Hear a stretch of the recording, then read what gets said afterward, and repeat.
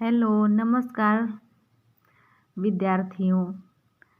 UP लेखपाल के प्रिय विद्यार्थियों मेरे मेरे छोटे या बड़े भाई बहन जो कुछ भी हैं जो पढ़ रहे हैं, तो मैं बता देना चाहती हूँ कि 2 क्लासेस मैंने पहले ही दे रखी हैं यूपी मतलब लेखपाल के लिए ग्रामीण विकास की।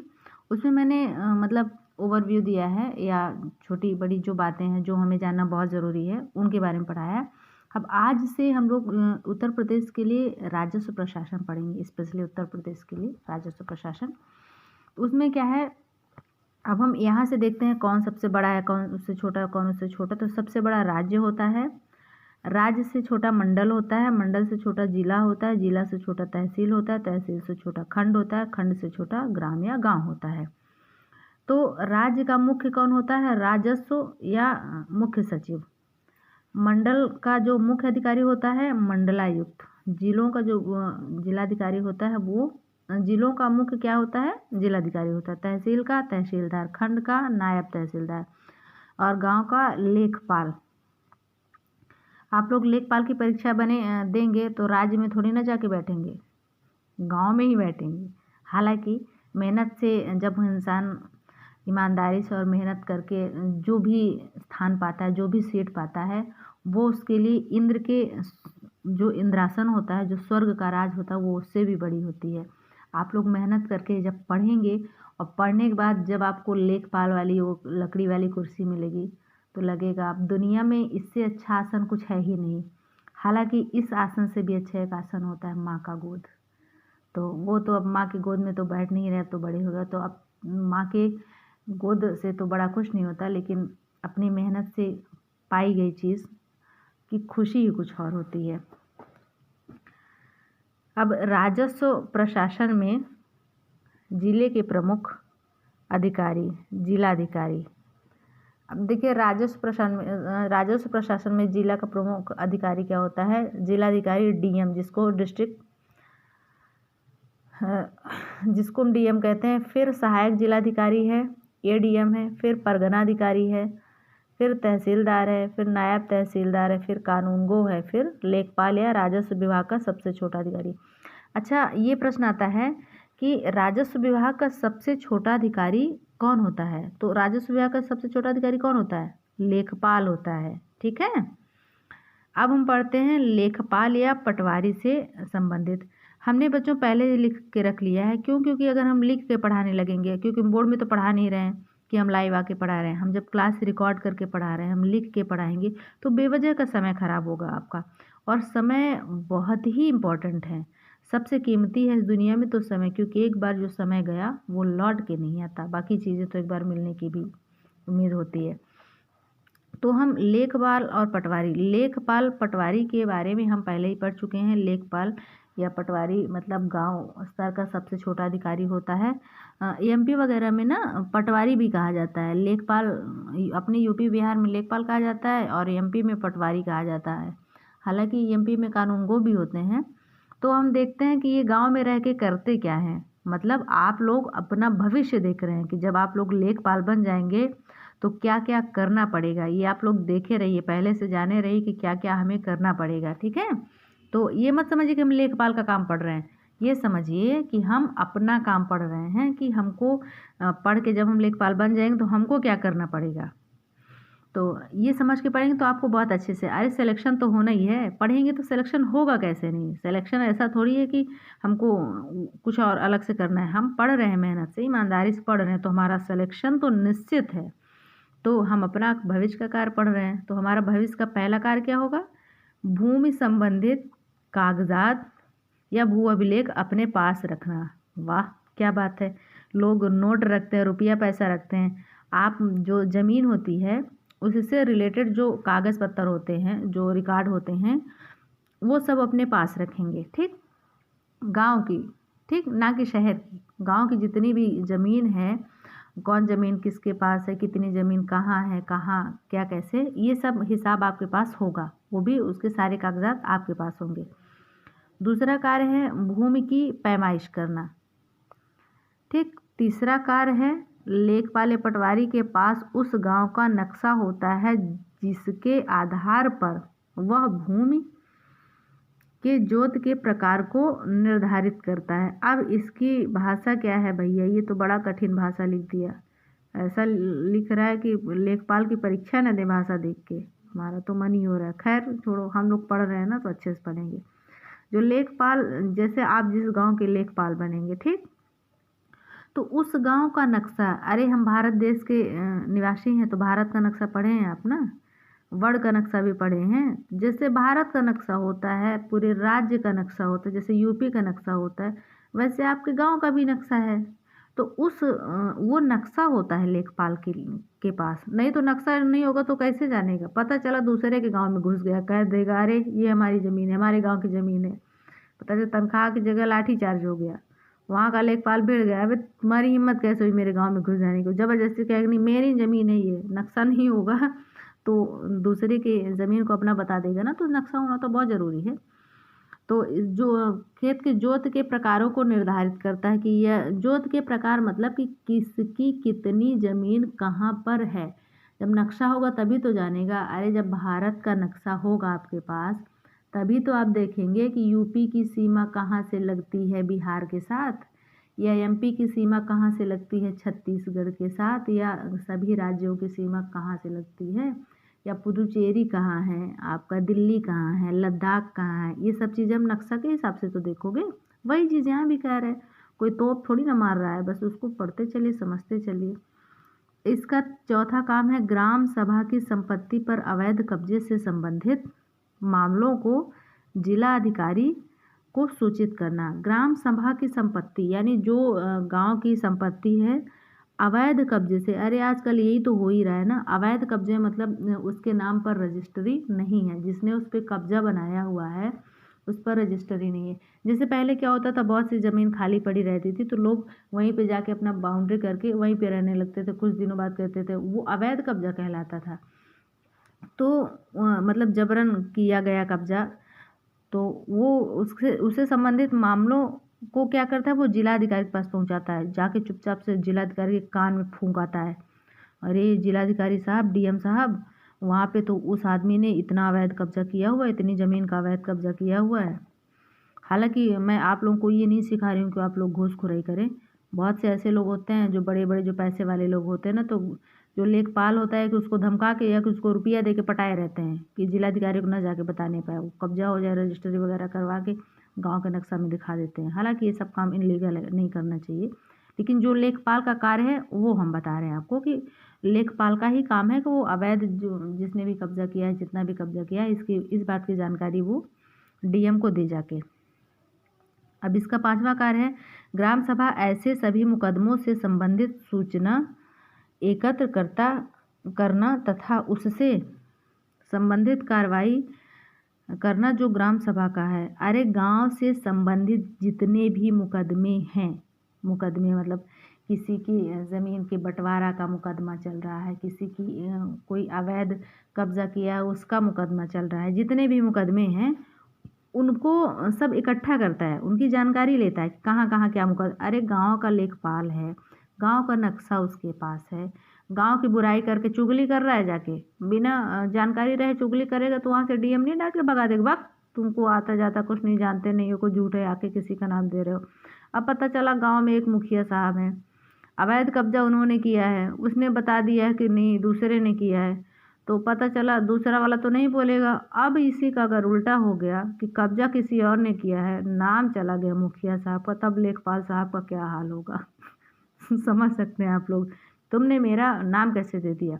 तो वही ये कह रहा है कि सभी मुकदमों की तो पहले जानकारी रखता है, वो सूचना लेता है, एकत्रित करता है, इकट्ठा करता है, फिर क्या करता है उससे संबंधित कार्रवाई भी करता है जो ग्राम सभा का है। ठीक, अब आ गया हमारा छठवां कार्य। छठवां कार्य है ग्राम सभा की भूमि का भूमिहीनों को पट्टा कराना। जो ग्राम सभा की भूमि है मतलब जो सरकारी भूमि है या फिर गांव की जो भी भूमि है वो अवैध ना पड़ी रहें, अगर वो किसी के नाम पर नहीं रहेंगे तो कोई जाके अवैध कब्जा कर लेगा, फिर विवाद बढ़ेगा, फिर दिक्कत होगी। तो वो उसका काम क्या है, वो भूमिहीनों को पट्टा करा देता है, जिनके पास ज़मीन नहीं है उनको ज़मीन दे देता है। हालांकि ये सब लिखे बस काम है, अपने भारत देश में स्पेशली यूपी बिहार में तो ऐसा हो जाए तो बाप रे, बेरोजगारी ही ख़त्म हो जाए। सड़क पे लोग क्यों सोए छोटे छोटे बच्चे लेके, तो कुछ होता है। खैर, हमें तो पढ़ने से मतलब है। आजकल भू आलेख कंप्यूटरीकृत हो जाने के कारण उनका अभिलेखीय डाटा तैयार करना और इसकी जानकारी भू आलेख पटल पर उपस्थित कराना। अब लेखपाल का काम, जैसे देखिए अपने ये जो लेखपाल का सिलेबस आया है 2022 वाला, इसमें कंप्यूटर भी आएगा। कारण क्या है? क्योंकि अब जो भूमि का नक्शा है, गांव की ज़मीन का नक्शा, गांव का नक्शा, वो कंप्यूटर पर आ गया है। तो जब कंप्यूटर नहीं बनेगा तो कैसे बताएंगे कि कहाँ क्या कैसे, इसलिए कंप्यूटर भी है सिलेबस में। आप लोगों को कंप्यूटर भी पढ़ना पड़ेगा। तो यही चीज़ कह रहा है कि कंप्यूटर के हो जाने के कारण, कंप्यूटरीकृत हो जाने के कारण इसकी भी जानकारी भूलेख के पटल पर देता कहाँ है। ये देखिए, भूलेख पटल, ऐसा नहीं कि यूट्यूब में जाकर डाल दिया या फेसबुक में डाल दिया कि इस गांव का नक्शा ये है। भूलेख पटल पर, भू आलेख पटल पर ही डालेगा। अब हम पढ़ेंगे इम्पॉर्टेंट फैक्ट्स जो परीक्षा से संबंधित हैं और बहुत ही ज़रूरी हैं। इम्पॉर्टेंट फैक्ट्स में पहला है, पटवारी का उल्लेख उत्तर प्रदेश भू राजस्व अधिनियम 1901 में किया गया है। पटवारी का उल्लेख उत्तर प्रदेश, हम चूँकि यूपी स्पेशल पढ़ रहे हैं ना, यूपी का राजस्व प्रशासन हम पढ़ रहे हैं, तो जो यूपी का जो है भू राजस्व अधिनियम 1901 में आया था, उसमें पटवारी का उल्लेख किया गया था। दूसरा है इम्पॉर्टेंट फैक्ट्स, पटवारी का स्थानांतरण या ट्रांसफ़र सहायक कलेक्टर या परगना अधिकारी द्वारा किया जाता है। तो ऐसा नहीं कि मुख्यमंत्री साहब आएंगे तो पटवारी का कहेंगे कि नहीं अब तुम इस गांव में नहीं रहोगे, अगले गांव में भाग जाओ, या फिर कोई गांव का सरपंच कह देगा तो वो चला जाएगा, पटवारी चला जाएगा। तो पटवारी का ट्रांसफ़र करता कौन है? सहायक कलेक्टर। कलेक्टर से जो नीचे होते हैं ये एडीएम साहब, ये देखिए ये डीएम से नीचे होते हैं एडीएम साहब, यानी पहले ऊपर प्रशासन के प्रमुख हैं ये इसके नीचे कौन है? एडीएम है। तो ये करते हैं पटवारी का ट्रांसफ़र, एडीएम साहब करते हैं। उत्तर प्रदेश पटवारी सेवा नियमावली वर्ष 2006 में बनी। अब जो उत्तर प्रदेश में है पटवारी सेवा नियम, मतलब पटवारी कितने साल तक सेवा देगा, क्या उसकी शर्तें होंगी, क्या कैसे, ये सब नियमावली उनकी कब बनी है? सन 2006 में। सन याद रखिएगा, बड़ा कंफ्यूज करता है, या कि 5 दे देगा या कि 7 दे देगा कि 16 दे देगा। हो जाओ, बैठे रहो। 6 अगर रट के गए तो लास्ट में 6 दे के गए, 0 नहीं दे के पता चला 1 6 16 मार के चले आए। तो पटवारी जिले में राजस्व विभाग का सबसे छोटा अधिकारी होता है। अभी तो हमने ये ऊपर पढ़ा था ना कि पटवारी जिले में राजस्व विभाग का सबसे छोटा अधिकारी होता है। उत्तर प्रदेश पटवारी सेवा नियमावली में वर्ष 2006 में इसका पद समूह ग के अंतर्गत रखा गया। जो उत्तर प्रदेश सेवा नियमावली है जो कब बनी थी? 2006 में जो बनी थी, उसमें पटवारी पद का उल्लेख कहाँ किया गया है? समूह ग में। समूह है उसमें कई, तो उसमें समूह ग में पटवारी शब्द का उल्लेख किया गया है। अगला है, चौधरी चरण सिंह के सरकार के समय पटवारी का नाम बदल कर लेखपाल कर दिया गया। वाह, क्या फैक्ट आया है कि ये कहा गया कि अब पहले तो पटवारी नाम था, अब पटवारी को लेखपाल कब से कहा जाने लगा? तो जो चौधरी चरण जी थे उनके सरकार में इनको नाम बदल के, अरे उनको नामकरण करने की क्या ज़रूरत थी, पटवारी लोग कहते, लेकिन ज़बरदस्ती का लोग पढ़ने का एक टॉपिक बना देते हैं, इसको भी याद करो किसके सरकार में बना है, क्या कैसे। अरे आपका नामकरण आपके मम्मी पापा ने कर दिया, पटवारी का पटवारी ही रहने दिए होते, क्या कष्ट था आपको, क्या करें। खैर चलिए हम लोग पढ़ते हैं, बाकी तो बातें हैं। पटवारी शब्द की शुरुआत शेर शाह सूरी के शासनकाल में हुई। पटवारी शब्द की शुरुआत शेर शाह सूरी के शासनकाल में हुई। अच्छा ये बताइए, शेर शाह सूरी का वो मकबरा कहाँ है? सासाराम में है। ठीक। कृषि वर्ष 1 जुलाई से प्रारंभ होकर 31 जून तक चलता है। वित्त वर्ष कब से शुरू होता है? वित्त वर्ष कब से शुरू होता है? तो 1 अप्रैल से शुरू होकर 31 मार्च तक चलता है ना। उसी तरह कृषि वर्ष 1 जुलाई से शुरू होता है, प्रारंभ शुरू होता है। अरे जब से वही धान वान बोई जाती, पानी वानी बरसता है, गांव में शुद्ध कहते हैं ना, जेकर बना असड़वा ओकर बरहों मास, कहते हैं ना। तो वही ये जून जुलाई में आषाढ़ ही रहता है, हिंदी का महीना आषाढ़। तो 1 जुलाई से शुरू होकर 31 जून तक चलता है। अब कृषि वर्ष को फसली वर्ष भी कहते हैं। कृषि वर्ष को, अरे हम कृषि करें तो क्या उसमें सोना उगाएंगे कि मोती उगाएंगे कि हीरा उगाएंगे कि उसको रत्न वर्ष कहेंगे? कृषि कर रहे हैं तो फसल ही वर्ष तो कहेंगे भैया, इसमें कौन सी रटने वाली बात है, समझ जाइए। भू राजस्व निरीक्षक कानूनगो या राजस्व निरीक्षक होता है। जो भू राजस्व निरीक्षक होता है वो कानूनगो या राजस्व निरीक्षक होता है। भू राजस्व निरीक्षक का काम लेखपाल द्वारा तैयार खसरा और खतौनी की जांच करना होता है। ये खसरा वो जो एक प्रकार की बीमारी भी होती है उसकी याद आ जाती है।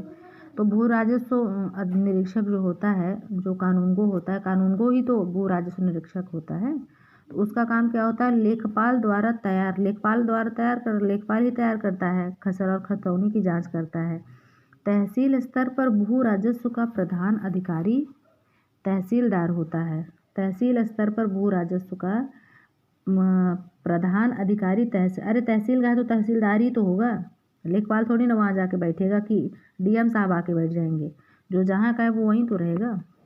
भू राजस्व की वसूली करने वाला अमीन होता है। अब भू राजस्व, अरे टैक्स वैक्स लगता है ना, ज़मीन में जो टैक्स लगता है उसकी वसूली कौन करता है? तो अमीन करता है।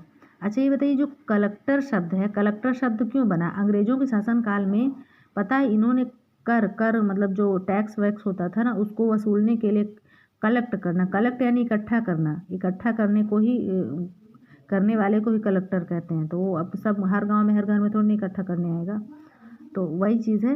तो अमीन होता है। गांव की जो भू राजस्व वसूली होती है, ज़मीन में जो टैक्स वगैरह लगता है उसकी वसूली कौन करता है? अमीन, लेखपाल नहीं करता। तहसील दिवस का आयोजन प्रत्येक माह के प्रथम और तृतीय मंगलवार को तहसील पर 10 बजे से आयोजित किया जाता है। देखिए समय का ध्यान रखिएगा, ये नहीं कि 10 बजे से है तो आप लोग पहुँचे 1 बजे। जब लेखपाल बन जाइएगा तब तहसील पर ही जाना पड़ेगा। हर माह के प्रथम यानी पहले और तीसरे मंगलवार को, और 10 बजे पहुंच जाना, बिल्कुल 10 बजे पहुंच ही जाना, 10 के आगे पीछे मत होना, मतलब पहले हो जाना लेकिन बाद में मत होना, नहीं तो गैर जिम्मेदार लेखपाल कहलाओगे आप। तहसील दिवस पर जिले के अधिकारी का क्रम जिलाधिकारी। अब इस क्रम को रट लेना भैया, रट लेना चाहे समझ लेना, चलो हम लोग समझ लेते हैं रटना क्या। तहसील दिवस पर जो अधिकारी आते हैं उनका क्रम क्या होता है? जिलाधिकारी आता है, जिलाधिकारी सबसे बड़ा होता है, जिले का अधिकारी जिलाधिकारी होता है। फिर अपर जिलाधिकारी, वही जो एडीएम साहब थे वो आएंगे। फिर मुख्य विकास अधिकारी आता है, फिर मुख्य विकास अधिकारी से नीचे तहसीलदार होता है, तहसीलदार से नीचे वरिष्ठ पुलिस अधिकारी होता है। वरिष्ठ का मतलब जो काफ़ी दिनों से उस पोस्ट पर हो, जो पुलिस होता है, पुलिस की जो पोस्ट होती है ना, उम्र दराज जिसको कहते हैं, उम्र दराज जिसकी उम्र ज़्यादा हो। अब आदमी जब 20-25 में भर्ती हो गया है तो जो 25 साल वाला है, 30 साल वाला है, उसको नहीं बुलाएंगे। जो नौकरी करते करते 55-60 तक पहुंचने वाला है, जो सबसे ज़्यादा उम्र दराज होगा उसको बुलाएंगे, उपस्थित होते हैं। अब बात आ गई खसरा और खतौनी की। तो खसरा किसे कहते हैं? खसरा, इसको बनाने का कार्य पटवारी या लेखपाल द्वारा किया जाता है। खसरा, कौन सा किसान किस किस प्रकार की खेती करता है। खसरा, और किस नंबर की भूमि का स्वामी कितना राजस्व जमा करता है। अरे वही मतलब हिसाब किताब सब गांव की ज़मीन का रखना है, उसमें नंबरिंग होती है ना कि इस नंबर की ज़मीन पर ये किसान खेती कर रहा है तो कौन सी खेती कर रहा है, किस प्रकार की फसल बो रहा है और कितना टैक्स दे रहा है, क्या कैसे करता है, उसे खसरा कहते हैं। खतौनी किसे कहते हैं? भूमि के खातों के अनुसार खतरा रजिस्टर खतौनी में इंदिराज, बड़ा भाषा लिखा है, किया जाता है। किसान के पास कुल नकदी ज़मीन, अरे वही खतौनी मतलब किसान के पास कितनी नकदी ज़मीन है। तो बच्चों, हमने आज पहला जो है यूपी में जो राजस्व है, राजस्व क्या कहते हैं, राजस्व प्रशासन, उसका हमने आज पहली क्लास करी है। और आगे हम इसी तरह एक एक क्लास करके पूरा हम पढ़ते जाएंगे। आप लोग कोशिश करिएगा कि वीडियो दोबारा स्पीड बढ़ा के देख लें और फिर उसके बाद रिवीजन भी कर लें, याद हो जाएगा, और नोट्स भी कर लें। अब आप लोग अगर स्क्रीनशॉट लेना चाहें नोट करने का, वैसे हमने इतना आराम से पढ़ाया है कि आप लोग ले सकते हैं, लेकिन अगर लेना चाहें तो एक मिनट देखें, थोड़ा साफ आएगा। अगर आप लोग लेना चाहें स्क्रीनशॉट तो ये मैंने छोड़ दिया है, ये ऐसे करके धीरे धीरे वीडियो करके ले लीजिएगा। तो आज के लिए बस इतना ही, मिलते हैं हम लोग अगले क्लास में, और हम पूरा ग्रामीण विकास पढ़ाएंगे। आपको कहीं और भी भटकने की ज़रूरत नहीं है, परेशान मत होइएगा, निश्चिंत रहिए। अरे हम आए हैं मैदान में भैया, हम भारत की नारियाँ हैं। हाँ, वही रानी लक्ष्मीबाई की तरह ना, ज़रूरत पड़ी तो रानी बनी और ज़रूरत पड़ी तो शेरनी बनी। तो हम लोग अपनी ज़रूरत के हिसाब से एडजस्ट कर लेते हैं, परेशान ना होइए, हम सब पढ़ाएंगे। इसी में लेखपाल से संबंधित सारा ग्रामीण विकास पढ़ाएंगे। रोजगार योजना तो ऐसा रटा देंगे कि पूछो मत। तो चलिए फिर मिलते हैं, तब तक के लिए अपना ख्याल रखें, बड़ों का सम्मान करें, छोटों को प्यार दें और अपना व्यक्तित्व इस प्रकार से विकसित करें कि सभी जीव आपके साथ सुरक्षित महसूस करें। धन्यवाद।